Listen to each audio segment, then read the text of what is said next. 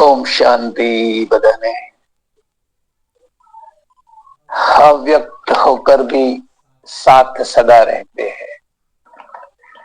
बाबा हम सब के बीच से अव्यक्त हो गए। एक बाबा तो हमारे पहले से ही अव्यक्त है, दूसरे साकार बाबा भी अव्यक्त हो गए, लेकिन मधुर मुरली के द्वारा बाबा आज भी हम सब बच्चों को अपनी साकार उपस्थिति का अनुभव कराते हैं। हम सब बहुत ही भाग्यवान आत्माएं हैं इस संसार के अंदर जो सीधे परमात्मा के महावाक्यों को ग्रहण करते हैं, सीधे परमात्मा के महावाक्यों को सुनते हैं। परमात्मा के महावाक्य सुनते सुनते हम धीरे धीरे धीरे महावाक्य स्वरूप बनते जाते हैं और स्वरूप बनते बनते धीरे धीरे हम नर से नारायण बनने की जो हमारी यात्रा है उसमें हम अग्रसर होते जाते हैं। तो संसार की कुछ गिनी चुनी मूल्यवान आत्माएं आज परमात्मा के महावाक्यों को सुन रही है। बाबा कहती है आज की मुरली 22 दिसंबर 2024, उसकी ओरिजिनल डेट है 17/3/2003। आज की मुरली में बाबा हम बच्चों को हेडिंग देते हैं, टाइटल है सदा अपने स्वमान में रहना, सम्मान देना, सबका सहयोगी बनना और समर्थ बनाना। बहुत ही सुंदर हेडिंग है आज का। बाबा कहते हैं हमेशा स्वमान में रहना है। स्वमान में रहना यानी स्व को जो परमात्मा ने मान दिया है उस मान की याद में रहना, उसकी स्मृति में रहना, सबको सम्मान देना, छोटा बड़ा। इस संसार के अंदर जो भी मनुष्य आत्माएं है वो अपना अपना पार्ट प्ले कर रही है। उसमें भी विशेष जो ब्राह्मण आत्माएं है वो सब देव कुल की आत्माएं है, हमारे निकटतम संबंधी है, हमारे स्वजन है, हमारे स्नेही है, हमारे सहयोगी है। कल्प की इस यात्रा में कभी न कभी हम एक दूसरे के साथी सहयोगी रहे हैं। उस देव कुल की आत्मा सबका सम्मान देना, ब्राह्मण कुल का विशेष सम्मान देना। बाबा कहते हैं सबका सहयोगी बनना, ये बहुत बड़ा योग है, दूसरों को सहयोग देना। इतना हम करते हैं तो बाबा कहते हैं हम समर्थ भी बन जाते हैं और दूसरों को समर्थ बना भी सकते हैं। इन तीन चीजों के द्वारा हम खुद समर्थ बन सकते हैं और दूसरों को बनाते हैं। बाबा ने आज की मुरली में हमें ड्यूटी दी है कि दूसरों को समर्थ बनाना। आज भाग्य विधाता बाप दादा चारों ओर के हर एक बच्चे के मस्तक में भाग्य की 3 लकीरें देख रहे हैं। बाबा हम बच्चों के मस्तक पर भाग्य की 3 लकीरें देख रहे हैं। एक परमात्मा पालना की भाग्यवान लकीर, दूसरी सत शिक्षक की श्रेष्ठ शिक्षा की भाग्यवान लकीर, तीसरी श्रीमत की चमकती हुई लकीर। बाबा ने 3 लकीर देखी। पहली परमात्मा पालना,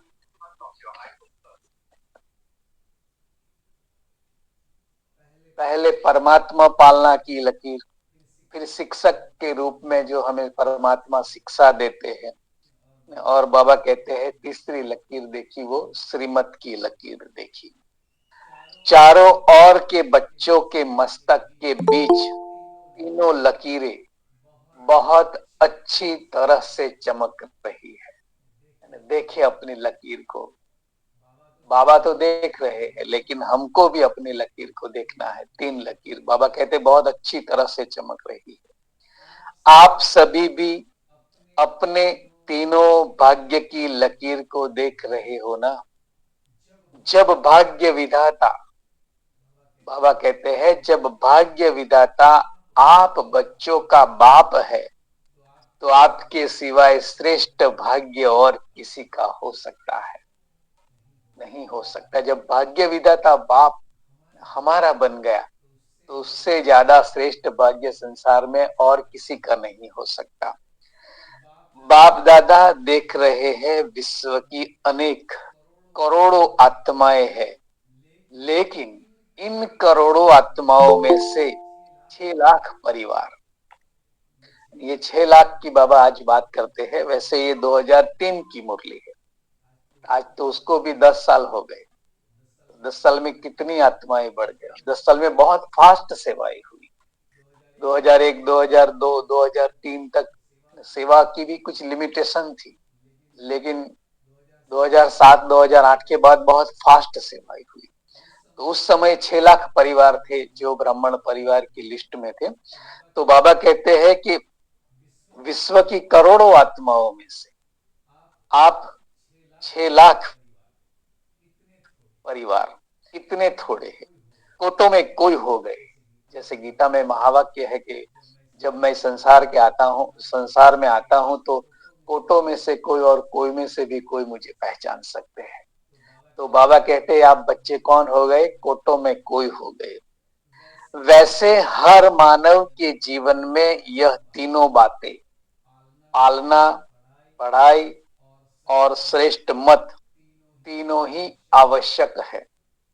लेकिन यह परमात्मा पालना और देव आत्माएं व मानव आत्माओं की मत पालना, पढ़ाई में रात दिन का अंतर है। परमात्मा की बाबा और आत्मा के बीच का फर्क बाबा समझाते हैं कि परमात्मा पालना, परमात्मा मत, परमात्मा पढ़ाई, और बाबा कहते हैं अन्य आत्माओं की मत पालना और पढ़ाई में रात दिन का अंतर है। तो इतना श्रेष्ठ भाग्य जो संकल्प में भी नहीं था, लेकिन अब हर एक का दिल गाता है कि पा लिया। जो कभी बाबा कहते सोचा भी नहीं था, जो संकल्प में भी नहीं था, और अब हर एक का दिल कहता है कि हमने पा लिया। पा लिया व पाना है। बाबा पूछते हैं हम बच्चों को, क्या कहेंगे? पा लिया ना। बाप भी ऐसे बच्चों के भाग्य को देख हर्षित होते हैं। देखो, हमारे भाग्य को देखकर स्वयं परम पिता परमात्मा हर्षित होते हैं। बच्चे कहते हैं वाह बाबा वाह, और बाप कहते हैं वाह बच्चे वाह। बस इसी भाग्य को सिर्फ स्मृति में नहीं रखना, लेकिन सदा स्मृति स्वरूप रहना। एक बात है कि स्मृति में रहना यानी हमें याद है, और दूसरा है उस याद के स्वरूप बन जाना। जैसे बाबा ने कहा कि आप इस संसार के अंदर एक महान आत्मा हो, तो हम सबको मालूम है, हर एक ब्राह्मण को ये पता है, लेकिन हम स्वरूप इसमें कितना बने, हम महान बनकर महान कर्तव्य कितना करते हैं, हमारी बोल चाल उठना बैठना क्या उस परमात्मा की महानता की व्याख्या में सेट होता है, वो चेक करना है। इसीलिए बाबा हम बच्चों को कहते हैं कि एक होता है स्मृति में रखना और दूसरा होता है स्मृति स्वरूप बनना। हम स्मृति से धीरे धीरे धीरे स्मृति स्वरूप बनते जा रहे हैं। कई बच्चे सोचते बहुत अच्छा है, लेकिन सोचना स्वरूप नहीं बनना है, स्मृति स्वरूप बनना है। बाबा कहते हैं सोचना है, वो स्मृति स्वरूप बनना नहीं है, वो केवल सोचना है। स्मृति स्वरूप बनना अलग बात है। स्मृति स्वरूप सो समर्थ स्वरूप, जो स्मृति स्वरूप बन जाता है वो समर्थ स्वरूप बन जाता है, शक्तिशाली बन जाता है। जैसे परमात्मा की श्रीमत हमें मिली है, उस श्रीमत के स्वरूप बन जाता है। सोचना स्वरूप समर्थ स्वरूप नहीं है, केवल थॉट्स तक, केवल संकल्प तक, केवल विचार तक ऐसी भावना रहती है कि मैं ये हूं, मैं ये हूं, लेकिन भावना के स्वरूप नहीं बने। इसीलिए बाबा कहते हैं कि सोचना स्वरूप और समर्थ स्वरूप में फर्क बहुत है। बाप दादा बच्चों की भिन्न भिन्न लीला देखते मुस्कुराते रहते हैं। देखो बच्चे हैं ना, तो बच्चे तो नटखट ही रहेंगे, तो उनकी जो भी नटखटपन है उसको बाबा क्या कहते हैं? लीला कहते हैं। कि बाप दादा बच्चों की भिन्न भिन्न लीला देखते मुस्कुराते रहते हैं। कोई कोई सोचता स्वरूप रहते हैं, स्मृति स्वरूप सदा नहीं रहते हैं। थिंकिंग, जैसे मैं आत्मा हूं, मैं आत्मा हूं, मैं आत्मा हूं, ये एक नॉलेज है, एक संकल्प है, एक विचार मात्र है। उस विचार को करते करते करते करते धीरे धीरे उस विचार स्वरूप बन जाना, ये बाबा की चाहत है हम बच्चों के प्रति। बाबा कहते हैं स्मृति स्वरूप सदा नहीं रहते हैं, कभी सोचता स्वरूप, कभी स्मृति स्वरूप। जो स्मृति स्वरूप रहते हैं वह निरंतर नेचुरल स्वरूप रहते हैं। बाबा ने बहुत अच्छी बात कही कि जो स्मृति स्वरूप रहते हैं वह निरंतर नेचुरल स्वरूप रहते हैं। उन्हें पता ही है कि मैं आत्मा हूं। अब आत्मा से आगे क्या सोचना है वो सोचना है। मैं आत्मा हूं तो मैं शांत स्वरूप हूं, मैं प्रेम स्वरूप हूं। मैं आत्मा हूं तो मैं फरिश्ता स्वरूप हूं। अब उसका नेक्स्ट स्टेप है, एक होता है फर्स्ट स्टेप जिसमें हम बार बार ये सोचे मैं आत्मा हूं, मैं आत्मा हूं, मैं आत्मा हूं। आत्मा तो हूं ही, लेकिन अब क्या करना है? मैं आत्मा हूं, मैं सुख स्वरूप, सुख की अनुभूति करनी है, आत्मिक स्थिति की अनुभूति करनी है। तो बाबा कहते हैं निरंतर नेचुरल स्वरूप रहते हैं। जो सोचता स्वरूप रहते हैं उन्हें मेहनत करनी पड़ती है। यह संगम युग मेहनत का युग नहीं है, सर्व प्राप्तियों के अनुभवों का युग है। जो जो परमात्मा की प्राप्ति है, जो जो परमात्मा ने महावाक्य हमारे प्रति उच्चारे है, उस एक एक महावाक्य के अनुभूति स्वरूप बनना, ये संगम युग है। बाबा कहते हैं सोचना स्वरूप नहीं है, न मेहनत स्वरूप है। मेहनत तो बाबा हर बार बाबा बच्चों को कहते हैं कि बाप से बच्चों की मेहनत देखी नहीं जाती। इसीलिए बाबा कहते हैं कि सर्व प्राप्तियों के अनुभव करने का युग है। 63 जन्म मेहनत की, लेकिन अब मेहनत का फल प्राप्त करने का युग अर्थात समय है। बहुत मेहनत की, बहुत भक्ति की, कुछ बाकी नहीं रहा भक्ति में। लेकिन अब बाबा कहते हैं भक्ति में बहुत मेहनत की ना, उल्टे पैर चले, क्या क्या नहीं किया, जप किया, तप किया, व्रत किया, उपवास किया, कथाएं की, पूजाएं की, नंगे पैर चले, उल्टे पैर चले, सर के पैर चले, साष्टांग किया, क्या क्या नहीं किया होगा। लेकिन बाबा कहते 63 जन्म की, अब आपने मेहनत की, अब आपको मेहनत नहीं करनी है। अब जो मेहनत की है उसका फल खाना है, वो समय चल रहा है। बाप दादा देख रहे थे कि देह भान की स्मृति में रहने में क्या मेहनत है, रहने में क्या मेहनत की। बाप दादा देख रहे थे कि देहभान की स्मृति में रहने में क्या मेहनत की। मैं फलाना हूं, मैं फलाना हूं, यह मेहनत की। बाबा कंपेयर करते हैं आत्मिक स्थिति और देहभान की स्मृति के। बाबा मेहनत की कंपैरिजन करते हैं कि हम जब देहभान में रहते हैं तो देहभान में रहने की मेहनत करते हैं कि मैं फलाना हूं, मैं फलाना हूं। हमें अपना नाम याद है, अपना काम याद है, अपना धाम याद है, वो हमारा बाबा कहते हैं नेचुरल हो गया है। यह मेहनत की, नेचुरल रहा ना, नेचर बन गई। बाबा कहते हैं नेचर बन गई ना बॉडी कॉन्शियस की, इतनी पक्की नेचर हो गई जो अभी भी कभी कभी कई बच्चों की आत्म अभिमानी बनने के समय बॉडी कॉन्शियसनेस अपने तरफ आकर्षित कर लेती है। इतनी नेचर बाबा ने ज्ञान दिया है कि तुम शरीर नहीं आत्मा हो, लेकिन फिर भी बाबा कहते इतनी नॉलेज होने के बावजूद भी बार बार बॉडी कॉन्शियस की तरफ हमारी स्मृति चली जाती है। क्यों? वो नेचुरल हो गई। बाबा कहते इतनी मेहनत हमने बॉडी कॉन्शियस के प्रति की। सोचते हैं मैं आत्मा हूं, मैं आत्मा हूं, लेकिन देह भान ऐसा नेचुरल रहा जो बार बार न चाहते न सोचते देहभान में आ जाता है। वो नेचुरल स्वरूप के लिए बाबा हम बच्चों को कहते हैं।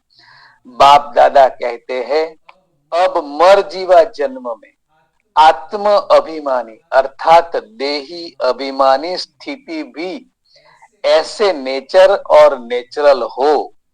बाबा कहते हैं जैसे देह बन स्थिति नेचुरल है, ऐसे बाबा कहते हैं अब देही अभिमानी स्थिति नेचुरल और नेचर हो। मेहनत नहीं करनी पड़े, मैं आत्मा हूं, मैं आत्मा हूं। जैसे कोई भी बच्चा पैदा होता है और जब उसे थोड़ा समझ में आता है तो उसके परिचय देते हो ना कि आप कौन हो, किसके हो। ऐसे ही जब ब्राह्मण जन्म लिया तो आप ब्राह्मण बच्चों को जन्मते ही क्या परिचय मिला, आप कौन हो। आत्मा का पाठ पक्का कराया ना, तो यह पहला परिचय नेचुरल नेचर बन जाए। जैसे बाबा ने कितना अच्छा एग्जाम्पल दिया कि एक बच्चों को भी हम सिखाते हैं ना, जब एक घर में बच्चा पैदा होता है तो उसका नाम रखते हैं, उसके नाम से बुलाते हैं, देखो ये पापा ये मम्मी, है ना, ऐसा बाबा कहते हैं। फिर उसका नेचुरल हो जाता है, तो उसको बार बार याद कराने की जरूरत नहीं पड़ती है। तो यहाँ पर भी बाबा कहते हैं आप ब्राह्मण जन्म लिया तो पहले दिन ही हमें ये बात की स्मृति दिलाई कि आप शरीर नहीं लेकिन शरीर को चलाने वाली एक श्रेष्ठ आत्मा हो। बाबा कहते हैं अब ये जो पहला पाठ है वो हमारी नेचर बन जाए। नेचर नेचुरल और निरंतर रहती है, याद नहीं करना पड़ता है।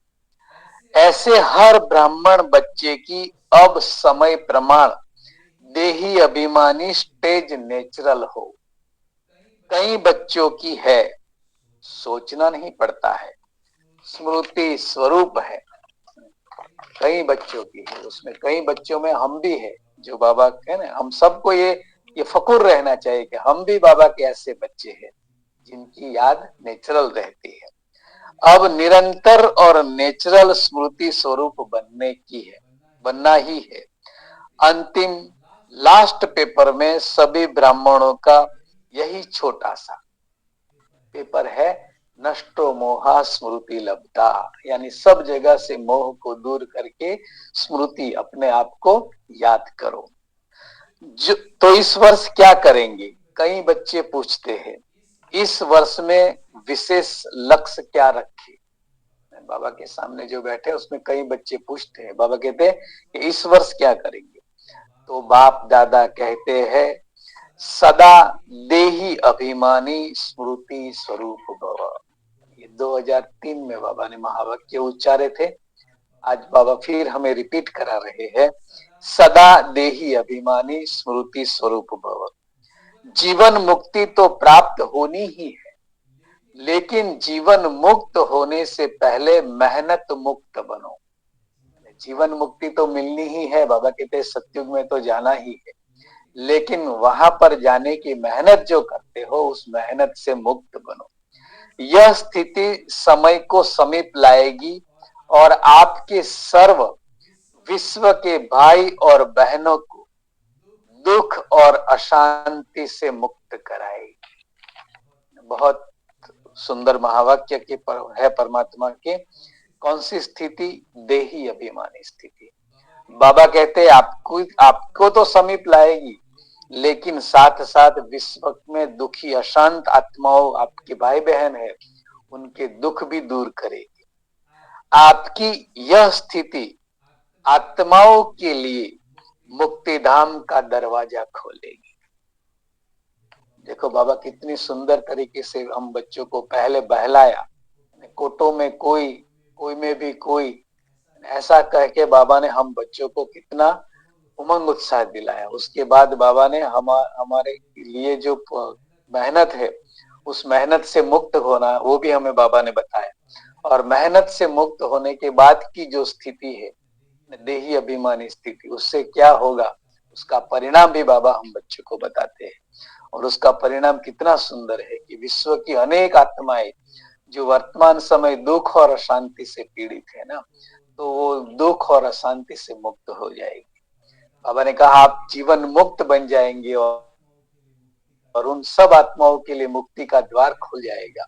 अभी गेट बंद है, क्यों गेट बंद है ना, बाबा कहते हैं कि वो गेट इसीलिए बंद है कि आपने अभी तक अपनी जीवन मुक्त स्थिति पर पहुंचने का जो पुरुषार्थ है उसमें थोड़ी कमी कमजोरी रखी हुई है। तो बाबा कहते हैं आगे, तो अपने भाई बहनों के ऊपर रहम नहीं आता है, कितना चारों ओर आत्माएं चिल्ला रही है, तो आपकी मुक्ति सर्व को मुक्ति दिलाएगी। बाबा कहते कितनी आज वर्तमान समय में विश्व के अंदर कितनी समस्याएं हैं, तो बाबा कहते हैं वो उनकी चिल्लाहट, उनकी दुख की पुकार, उनकी रहम की पुकार, उनकी क्षमा की पुकार आपको सुनाई नहीं दे रही है। बाबा ने कहा कि आपकी मुक्ति सर्व को मुक्ति दिलाएगी, यह चेक करो। नेचुरल स्मृति सो समर्थी स्वरूप कहां तक बने हैं। समर्थ स्वरूप बनना ही व्यर्थ को सहज समाप्त कर देता है।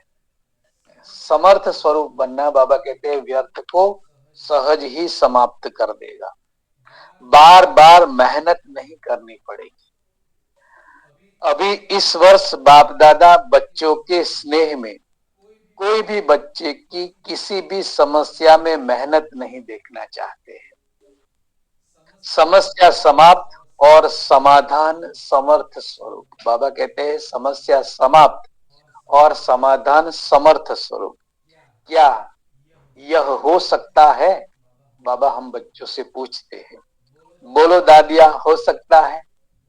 फ्रंट लाइन में पहली रो में जो दादिया बैठते थे ना, तो बाबा पहले उनसे पूछते हैं, फिर टीचर्स से पूछते हैं, टीचर्स बोलो हो सकता है? फिर पांडवों को बाबा पूछते हैं, हो सकता है? फिर बहाना नहीं बताना। बाबा कहते हैं फिर बहाना नहीं बताना, यह था ना, यह हुआ ना, यह नहीं होता तो नहीं होता। बाप दादा बहुत मीठे मीठे खेल देख चुके हैं। इतना अच्छा बाप और बच्चों के बीच में रूह रिहान चल रहा है। देखो, जहां पर उस समय जब मुरली में बैठे होंगे, उन आत्माओं की कितनी अतीन्द्रिय सुख की अनुभूति होती होगी। एक तरफ बाबा बच्चों को बोलते हैं, दूसरी तरफ बच्चे संकल्प से जवाब देते होंगे, है ना। और दादिया तो सीधे ही स्पीकर में ही बोलती थी माइक लेकर, है ना। बाबा कहते हैं बाप दादा बहुत मीठे मीठे खेल देख चुके हैं। कुछ भी हो, क्या कहा बाबा ने? कुछ भी हो, हिमालय से भी बड़ा 100 गुना समस्या का स्वरूप हो।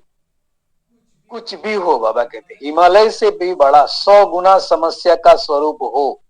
चाहे तन द्वारा, चाहे मन द्वारा, चाहे व्यक्ति द्वारा, चाहे प्रकृति द्वारा, समस्या परिस्थिति आपकी स्वस्थिति के आगे कुछ भी नहीं है, और स्वस्थिति का साधन है स्वमान।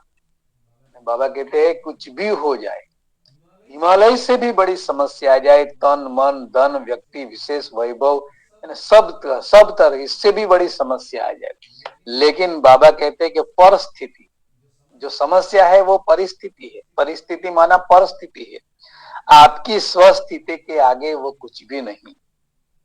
बाबा कहते हैं आपकी स्वस्थिति के आगे वह कुछ भी नहीं, और स्वस्थिति का साधन है स्वमान। नेचुरल रूप से स्वमान हो, याद नहीं करना पड़े, बार बार मेहनत नहीं करनी पड़े।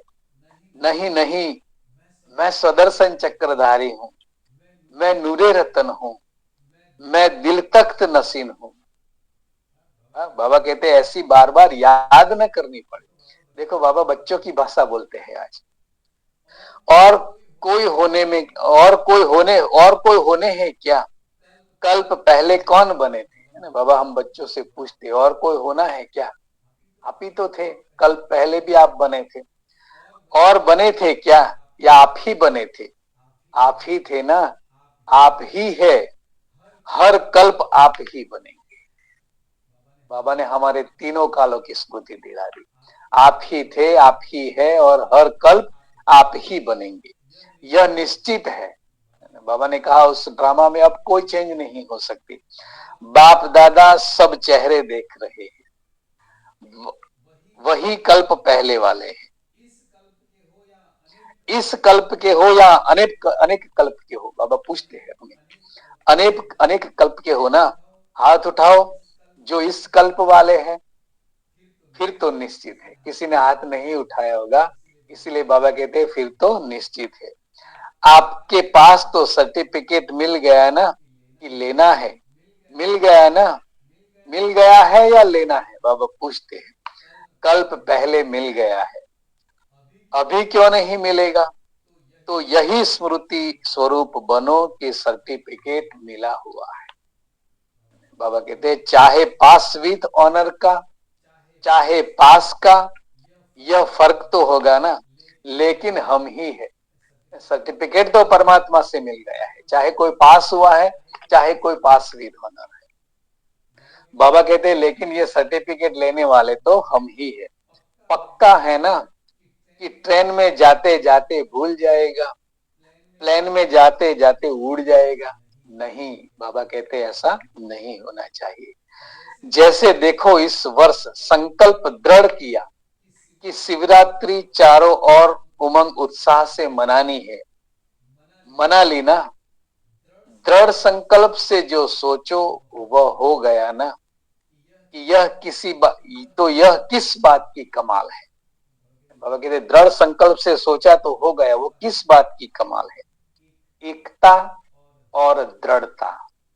सोचा था 67 प्रोग्राम करने का, लेकिन बाप दादा ने देखा कि इससे भी ज्यादा कई बच्चों ने प्रोग्राम किए हैं। यह है समर्थ स्वरूप की निशानी, उमंग उत्साह का प्रत्यक्ष प्रमाण। देखो बाबा तारीफ भी बच्चों की कितनी करते हैं, है ना? जो जितनी सेवा करता है ना, तो उस बच्चे के लिए बाबा को हमेशा मान रहता है। तो देखो बाबा ने 67 प्रोग्राम का लक्ष्य दिया था, लेकिन बच्चों ने उससे भी कहीं ज्यादा कर दिया, तो उसको भी बाबा ने आज याद किया उन बच्चों को। स्वतः ही चारों ओर कर लिया ना, ऐसे ही सब मिलकर एक दो को हिम्मत बढ़ा के यह संकल्प करो, यह समय अब समय को समीप लाना है। बाबा कहते एक दो के साथ मिलकर जैसे वो प्रोग्राम किया शिव जयंती का, वो प्रोग्राम के लक्ष्य से भी ऊपर प्रोग्राम किए। बाबा कहते हैं यहाँ पर भी अभी एकता और दृढ़ता के साथ एक दूसरे की हिम्मत उत्साह को बढ़ाते हुए यह संकल्प करो कि अब समय को समीप लाना ही है, आत्माओं को मुक्ति दिलानी है। लेकिन तब होगा जब आप सोचता स्मृति स्वरूप में लाएंगे। जो आप सोचते हो उसके आप स्वरूप बन जाएंगे, तो ही बाबा कहते समय भी समीप आ जाएगा और दुखी अशांत आत्माओं को मुक्ति भी मिल जाएगी। देखो इस वर्ष बाबा कहते स्मृति स्वरूप लाएंगे। बाप दादा ने सुना है कि फॉरेन वालों को की भी विशेष स्नेह मिलन की मीटिंग है और भारत वालों की भी मीटिंग है। तो मीटिंग में सिर्फ सेवा के प्लान नहीं बनाना, लेकिन बैलेंस बनाना। बाबा कहते केवल सेवा के प्लान नहीं बनाना, वो भी बनाना, लेकिन बैलेंस से बनाना। ऐसा एक दो के सहयोगी बनो। बाबा कहते ऐसा एक दो के सहयोगी बनो जो सभी मास्टर सर्वशक्तिवान बन आगे उड़ते चले। एक दूसरों को उमंग उत्साह दो। पहले ही बाबा ने हम बच्चों को ब्राह्मण बनने के लिए क्या कहा सीडिंग के अंदर, कि समर्थ बनना और बनाना, समान में रहना।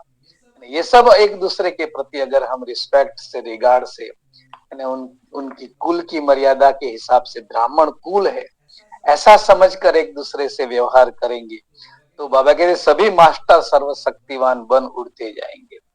दाता बनकर सहयोग दो, बातें नहीं देखो, सहयोगी बनो, है ना? बातें, हर किसी के अंदर कुछ ना कुछ कमी कमजोरी होती है, तो वो बाबा कहते ऐसी बातें नहीं देखो, लेकिन एक दूसरे को सहयोग दो, सहयोगी बनो। समान में रहो और सम्मान देकर सहयोगी बनो, क्योंकि किसी भी आत्मा को अगर आप दिल से सम्मान देते हो, यह बहुत बहुत बड़ा पुण्य है। क्योंकि कमजोर आत्मा को उमंग उत्साह में लाया तो कितना बड़ा पुण्य है। ये बहुत सुंदर महावाक्य है हम ब्राह्मणों के लिए। अगर यही हमारे स्वभाव संस्कार के अंदर उतर जाए तो हम बहुत कुछ अपने अंदर परिवर्तन कर सकते हैं। फिर एक बार मैं इस महावाक्य को दोहराता हूँ। बाबा कहते हैं समान में रहो और सम्मान देकर सहयोगी बनो, क्योंकि किसी भी आत्मा को अगर आप दिल से सम्मान देते हो, यह बहुत बहुत बड़ा पुण्य है। बाबा कहते ये बहुत बहुत बड़ा पुण्य है, क्योंकि कमजोर आत्मा को उमंग उत्साह में लाया तो कितना बड़ा पुण्य है। गिरे हुए को गिराना नहीं, गले लगाना है। अर्थात बाहर से गले नहीं लगाना, गले लगाना अर्थात बाप समान बनाना, सहयोग देना। आत्मा गिरती क्यों है? क्योंकि आत्मा के अंदर कुछ ना कुछ कमी कमजोरी आती है, उसके कारण वो गिर जाती है। तो बाबा कहते गिरे हुए को गिराना नहीं, लेकिन उसको और ऊपर उठाना, उसको गले लगाना। गले लगाना अर्थात बाप समान बनना, उमंग उत्साह भरना उस आत्मा के अंदर, सहयोग देना। तो पूछा है ना कि इस वर्ष क्या क्या करना है ना? बाबा हम बच्चों को कहते कि पूछा है ना इस वर्ष क्या क्या करना है? बस सम्मान देना और स्वमान में रहना। क्या करना है? बाबा कहते बस सम्मान देना और स्वमान में रहना। एक सेकंड जरा।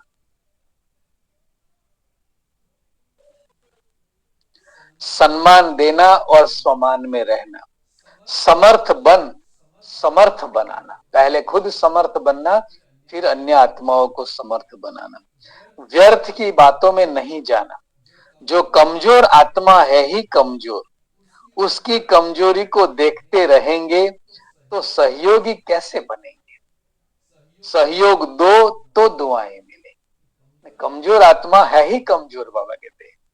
तो बाबा कहते हैं अगर उसकी कमजोरी को ही देखते रहेंगे तो फिर दुआएं कैसे प्राप्त होगी? ना, ब्राह्मण परिवार की भी हमें दुआएं प्राप्त करनी है ना। ब्राह्मण परिवार को भी बाबा कहते हैं कि उनका भी सहयोग लेना है और सहयोग देना है। ये परिवार है ना, हम हर कल्प एक दूसरे के संपर्क में आने वाले परिवार है। इसीलिए बाबा कहते हैं कि व्यर्थ की बातों में नहीं जाना। सहयोगी कैसे बनेंगे? सहयोग दो तो दुआएं मिलेंगी। सबसे सहज पुरुषार्थ है, और कुछ भी नहीं कर सकते हो तो सबसे सहज पुरुषार्थ है दुआएं दो, दुआएं लो। सम्मान दो और महिमा योग्य बनो। बाबा कहते सम्मान दो और महिमा योग्य बनो। प्रत्येक व्यक्ति, छोटा बड़ा है ना, प्रत्येक व्यक्ति वैसे भी संसार के अंदर सम्मान का अधिकारी है। किसी के आत्मा के पार्ट के प्रति हमें कुछ टीका टिप्पणी करनी, उसका हमारा रोल ही नहीं है वो, क्योंकि ये संसार परमात्मा ने बनाया हुआ है, ये ड्रामा परमात्मा ने बनाया हुआ है। उसको पार्ट को भी परमात्मा बहुत अच्छी तरह से जानते हैं। जब परमात्मा जानते हैं, परमात्मा को वो आत्मा पसंद है, तो हमें भी वो आत्मा पसंद होनी चाहिए। बस यही बात ध्यान में रहे तो भी हम दूसरे का सम्मान कर सकते हैं। सम्मान देने वाला ही सर्व द्वारा माननीय बनते हैं, और जितना भी माननीय बनेंगे उतना ही राज्य अधिकारी और पूज्य आत्मा बनेंगे। देते जाओ, लेने का नहीं, लो और दो, यह तो बिजनेस वालों का काम है। आप तो दाता के बच्चे हो। देखो कितना सुंदर समान बात। जो लेता है और देता है तो लेना देना वो भी दूसरे का काम है। वो बाबा क्या कहते हैं? बिजनेस वाले का काम है। आप तो कौन हो? दाता के बच्चे हो। बाकी बाप दादा चारों ओर के बच्चों की सेवा देखकर खुश है। सभी ने अच्छी सेवा की है, लेकिन अभी आगे बढ़ाना है। वाणी द्वारा सभी ने अच्छी सेवा की, साधनों द्वारा भी अच्छी सेवा की रिजल्ट निकाले। अनेक आत्माओं का उल्हाना भी समाप्त किया।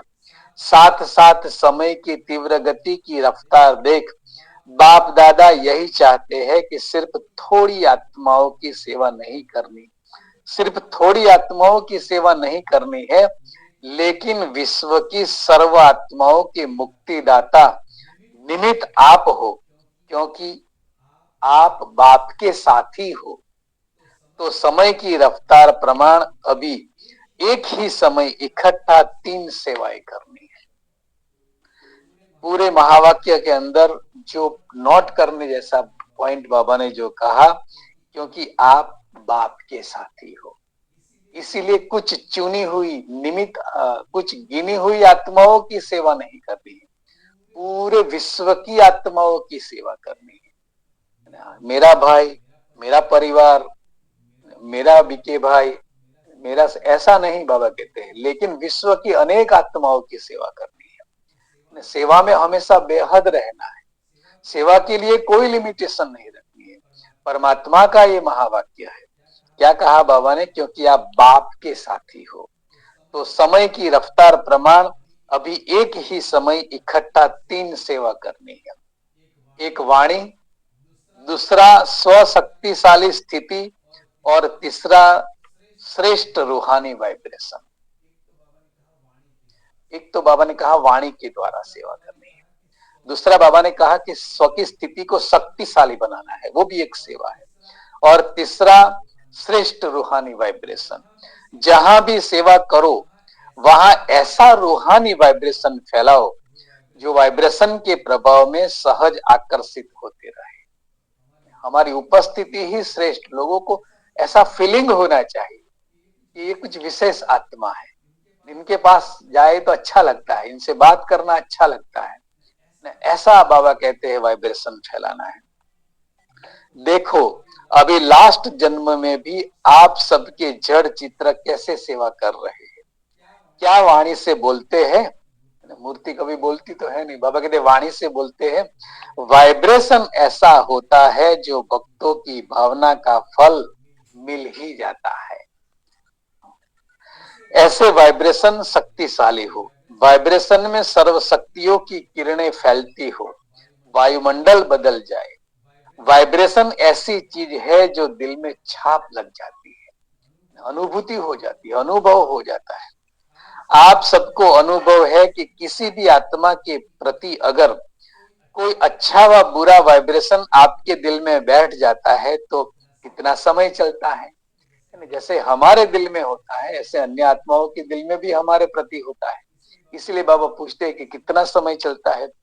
बहुत सब चलता है ना, निकालना चाहो तो भी नहीं निकलता है। किसी का बुरा वाइब्रेशन बैठ जाता है तो सहज निकलता है। तो आपका सर्व शक्तियों की किरणों का वाइब्रेशन छाप क्या काम करेगा? वाणी भूल सकती है लेकिन वाइब्रेशन की छाप सहज नहीं निकलती है। अनुभव है ना? है ना अनुभव? बाबा पूछते हैं। यह गुजरात ने, बॉम्बे ने उमंग उत्साह दिलाया, उसको भी बाप दादा परम गुना मुबारक देते हैं। क्यों? विशेष क्या रही? बाबा के विशेषता क्या रही? क्यों मुबारक देते हैं?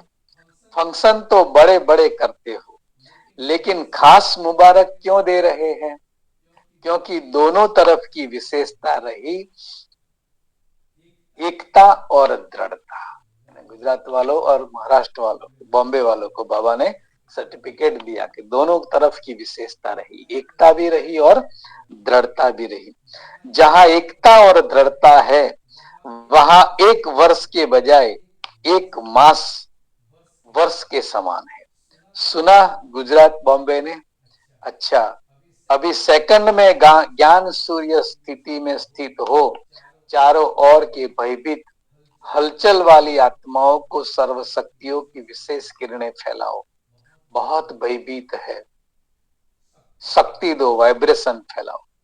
बाप दादा ने ड्रिल कराई हम बच्चों को भी। चलो एक सेकंड, बाबा कहते ज्ञान सूर्य की स्थिति में स्थित होकर विशेष अन्य आत्माओं की जो भयभीत में है, हलचल में है, दुखी है, अशांत है, उन सब के लिए बाबा कहते हैं शक्तिशाली वाइब्रेशन फैलाए, सबको शक्ति दे।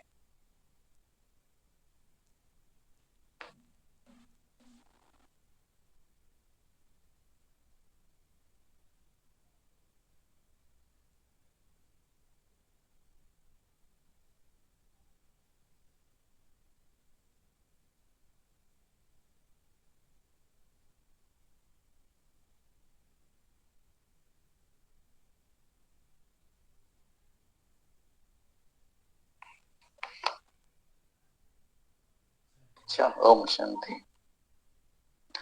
चारों ओर के बच्चों के भिन्न भिन्न यादगार और समाचार के पत्र और ईमेल बाप दादा के पास पहुंचे। हर एक कहता है मेरी भी याद देना, मेरी भी याद देना। बाबा कहते हर एक बच्चा कहता है कि मेरी भी याद देना, मेरी भी याद देना।